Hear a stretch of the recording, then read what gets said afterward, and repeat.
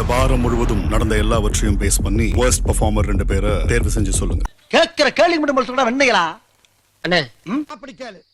ஆதிரை சொல்லுவேன். ராஜரே சொல்லுங்க. அரோரா சொல்வேன். அரோரா சொல்வேன். அரோரா ஆஹா ஒண்ணு குடித்தாங்கய்யா ஃபுல் பொட்டன்ஷியல் இன்னும் யூஸ் பண்ணல அப்படின்றது தான் எனக்கும் ஃபீல் ஆகுது.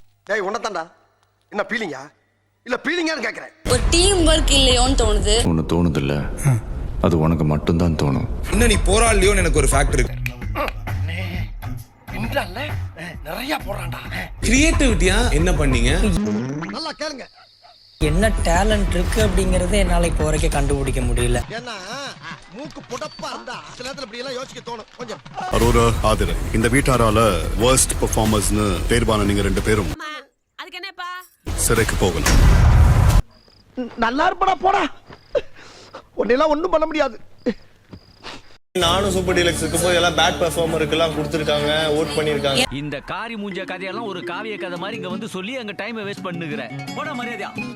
என்னோட கேம நான் ஆடுற விடுங்க. உங்களுக்கு என்ன பிடிக்கலன்னா பேசாதீங்க. அவர் அண்ணன் கூப்பிட்டல என் செருப்பகல்ட்டி நானே எடுத்தேன். ஏய் என்ன சொன்ன? எடி செருப்ப நான் யார பத்தி தப்பு கேப்பீங்க? பிச்சு பிடிச்சாமா. சம்பந்தமே இல்லாம அண்ணன் கூப்பிட்ட தெரியுமா?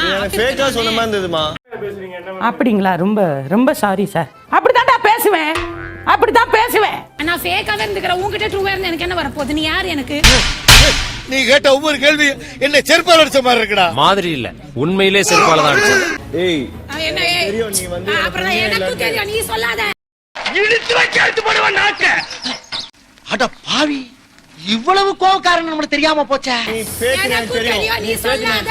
நான் ஃபேக்காவே இருக்கிறேன். ஒரு ஆளை திட்டவன மனுஷ பழுக மாதிரியே ஆளுகளை குட்டி வந்துருச்சு ஐயா. மறக்காம சர்ப்ரைஸ் பண்ணுங்க. தேங்க்யூ.